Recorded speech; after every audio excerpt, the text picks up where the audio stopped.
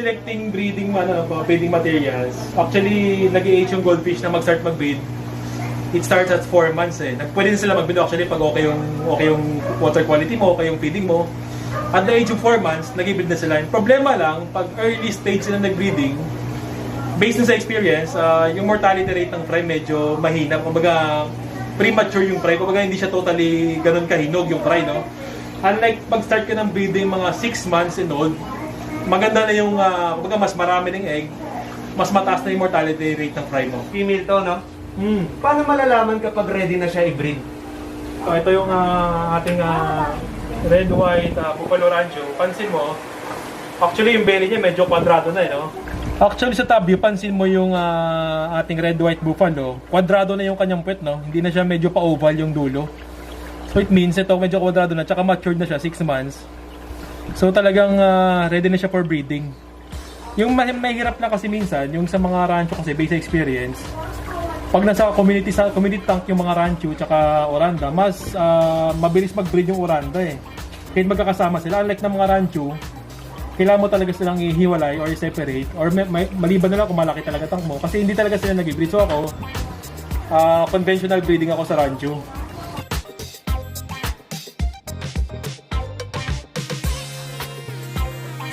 Medyo square na yung belly niya, medyo kwadrado na yung dulo.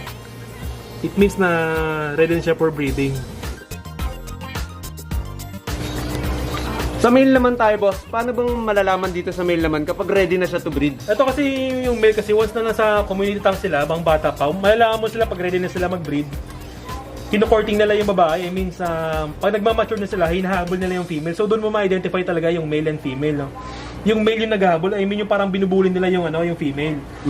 So Pero, dito, if ever naman, boss, na puro male yung nasa community mo, tapos may isang female lang, may tendency ba na may stress din si female natin? may stress kasi minsan na yung tipong kahit wala na siyang egg na may bubuga, binubuli pa rin siya ng male na minsan na napupunit yung mga fins, na nadadamage yung mga fins nila dahil dun sa kinukuyog siya ng mga male. So kaya mas much better pag matured na yung goldfish mo, you have 2 separate tanks, which is the male and the female. So ito, boss, pag proven na, no? Pag pinipigaan, lumalabas na yung similya. No? Actually, hindi siya masyadong lumalabas yung similya niya kasi nasa isolated tanks sila, puro male sila eh. Pero once na may female siya kasama, maglalabas talaga at maglalabas sila ng similya. Ano yun, parang naamoy, nasa community sila ng male tsaka female, naaamoy niya yung parang... Oo, parang nasi-sense nila na may mag-egg drop, so yun yung hinahabol nila sa babae. Kaya naglalabas sila ng similya. Sila ng milk, oo. Actually, itong male na to, kaka-handspawn ko lang ito nung nakaraan eh.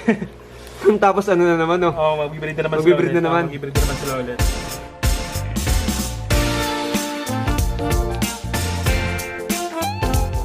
Boss, dito naman sa breeding setup pala ng mga goldfish. Gaano ba kalaki dapat yung breeding nila, breeding na lagayan? Actually, kasi average siguro, kahit mga 2x2 feet siguro pwede na. Pwede na yun? Actually, planggana, nakapag-breed na rin ako ng goldfish eh, basta silang dalawa lang.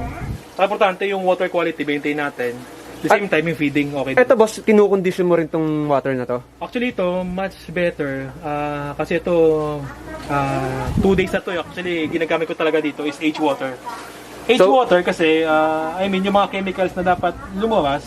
Sumingaw, parang pinapasingaw mo muna, boss. Pinapasingaw. Lagyan mo na ng airstone. Mas malakas yung aeration, mas maganda. Kasi napansin ko talaga sa mga goldfish, kailangan malakas yung ano, no? Malakas yung aeration. Once kasi na medyo mahina yung aeration, medyo na-stress sila, tsaka yung mga fins nila nababagsakan. Parang naghahabol ng hininga agad, no, boss? Yan yung nangyayari. So ito, yung tubig dito, actually H-water na to, 2 days ago pa to. So naglagay na tayo ng breeding ano nila. Ito yung parang breeding area nila na dito kakapit yung mga itlog. Parang pom-pom siya actually, ano. Pag curing squad, no? Parang siya, straw lang siya natali. So dito na kakapit yung mga dito kakapit yung egg nila. Kasi minsan pagsasayig minsan nabubulok, hindi masyadong Tsaka gusto kasi nila yung pag naghahabulan sila, dito sila mismo sumisiksik tsaka dyan nagbubuga ng itlog. So for now, kasi it's actually first day pala nila ngayon, mas maganda, aside from, kasi usually kasi pag breeding time nila, nagamit tayo ng airstone. Ito gagamitin natin. Pero ngayon, kasi medyo bago pa lang sila sa tank, nagamit tayo ng sponge filter para makuha yung dumi. Kasi ganitong time, para hindi pa sila mag-breed, no? Sa ganitong... Ano yun, parang kinikilala pa nila yung isa't isa sa mga panahon na ganito, boss? Oh, actually, basic experience kasi medyo matagal sila mag-breed sa breed. Siguro it takes siguro a week siguro or mga 5 to 7 days bago sila mag-breed, no? Be sure lang natin na yun nga na squared belly na yung female tsaka condition na actually nag-aabola ng male. Actually, yun nga, getting to know each other muna sila. So, ito muna yung lalagay natin. Bale, sponge filter. Pero once na nagpapakita na ng pruweba yung male na spawning, may naghahabol na siya mismo sa female, magpapalit tayo ng airstone kasi you know the reason kasi nagpapalit tayo ng airstone kasi once na nagbe-breeding sila, nag-spawning, gamit natin yung sponge filter, mahigop ng sponge filter natin yung similya ng male. It means mababawasan yung hindi na fertilize yung mga itlog once na malakas yung aeration mo tapos naka-airstone ka, naka-sponge filter ka, higupin niya lahat ng similya. So once na dumating yung time na breeding time na nila, gagamit tayo ng airstone. Airstone na yung gagamitin natin. After nila spawning, yung airstone na nakakabit during breeding or during spawning season nila, tatanggalin mo na itong airstone, ipapalitan mo na ng sponge filter para mahigop yung mga dumi. Saka luminis ulit yung tubig. Actually ako, ginagawa ko, nagdadagdag bawas ako. Actually, nagbabawas ako ng 50% water. Magdadagdag ulit ako ng 50%. Kailan ka magbabawas ng tubig? Magbabawas ako ng tubig once tapos na sila sa breeding. Pag once tapos sila sa breeding, kasi ito pare, pag naging breeding to, sobrang puti I mean parang kulay gatas yung tubig. So, gagawin natin, babawasan natin ng 50%, continuous, habang nag-drain, nagdag tayo ng bagong tubig, mas maganda age water din. Sa akin kasi pare, continuous ako dito kasi nga deep well ako, so parang walang problema sa akin yung tubig eh. Then, from airstone, magpapalit tayo ng sponge filter. Para malinis yung mga dumi, para luminis yung tubig. Then lakasan natin yung buga ng para mabigyan ng sapat na oxygen yung mga itlog natin para hindi mabulok yung mangyayari. Kung may circulation ng oxygen sa tubig. Pag cold weather season, pag mga bare month, usually nag-hatch yung fry nila 3 days eh. Katulad ngayon, ito medyo summer tayo. 2 days pala nag-hatch na sila pero actually mag-free swim sila 5th day pa. Medyo kumakapit pa yan sila sa mga wall ng breeding tank natin. Pero kailan mo sila boss pwedeng pakainin, yung mga fry? Yung fry pag nag-free swim, usually nangyayari yung free swim nila 5th to 6th day eh. So pag nag-free swim na sila, doon na tayo dumiretso ng pakain ng BBS. BBS or pwede rin yung kung wala kang BBS, egg yolk. Yun yung technique natin na spray bottle. Habang nadi-discuss tayo kay Otis, ngayon, tinan mo, as you can see, may mga puti-puti na. It means, ito na yung similya ng male, no? So, yun yung milk, boss, ng male. Milk ng male to, no? Isa pa talagang dahilan kung bakit kayo pumunta dito. Marami kasi naguguluhan kung anong difference ng lion tsaka ng buffalo. Okay, so sa buffalo tsaka sa lion, ito yung lion chew. So, yung mukha niya, yung wen niya mismo, yung taba niya, halos buong mukha, no? Buong mukha mula ilalim hanggang taas. Talagang nandun yung nag-center yung wen. Unlike na mga buffalo, pansin mo yung ulo nila. Ito yung buffalo, no? Yung buffalo kasi center lang yung wen eh. Most probably sa taas lang tsaka harap lang yung wen niya. Hindi siya mag-wen sa ilalim tsaka sa gilid. Pansin mo sa gilid, wala oh. So yung ito yung lion, pansin mo, yung side view nila. Yan yung side view ng lion. Ito yung lion, ito yung buffalo. Top view, pansin mo parang lion talaga, bilog parang na bilog yung magkamukha lang. Oh. Ito yung lion, bilog na bilog yung ulo, no? Which kaya ka nag-start sa lion to kasi di ba yung lion parang malaki yung ulo ng male na ganda ng video. Puro balahibo. So ito yung lion, ito yung buffalo. So yung buffalo kasi more on center lang at saka mukha.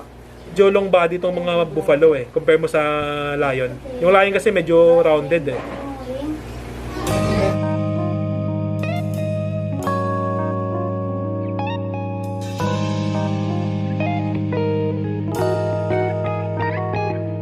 Ano, pag ganyan. Ito, babalot na orange na ako. Ito, binigay sa akin. Grabe naman yan. Hindi ako maniniwala, Otit, hanggat hindi mo binabalot yan. Babalot yan! Abangan namin yan. Dami, laki oh. Full colors pa, walang sedo. Nice one. Pauwi na din. Nasaan ba yung tubo? Ito mga dito, no? Sa mga nag-aabang dyan, boss, yung goldfish mo, kailan pala pwedeng i-out na yan? Actually, next month siguro next month, March, May, actually May mga end of May, pwede nating i-harvest yan. So yung mga beta naman, okay naman may mga Next papasok month, tayo. unti-unti meron tayong pa, pero limited na din yung stock, no? So yun, Reds PH mga OTIP, i-like and follow nyo na rin para updated kayo sa mga i-out ni bossing John Mark. At saka sa mga aspiring newbies din na gusto mag-beta hobby, no? Meron kami yung binalik na grupo which is Beta Club Philippines. Actually, open na yung group na yun. Kung gusto niyo mag-join, admin ako doon. Mag-grade natin ng tama yung mga may mga nagpo-post ng Q&A doon. Para regarding sa mga newbies na mag-guide sila ng maayos, pwede kayo mag-join doon. Very welcome kayo doon. Ito pala si Otit. Otit, baka may mga shoutout ka dyan. Shoutout kay Ivan. Ano naman? Okay ka ba? Hindi ka no? Saan mo? Yung marinig? Shout out kay God Universe. Jennifer, no? Parang kayo lang dalawa, pero ano yung ano ba rin na yung pinapaano mo kanina? Tawa. Ano ba na? Saan yung mga tignan mo? Mga tao kasi nag-groom may groomer. Ito kasi gitna! Mga tao kasi may groomer. Uy, edit naman yan. Okay, okay. Mga tao kasi nag-groom may groomer. Anong tao?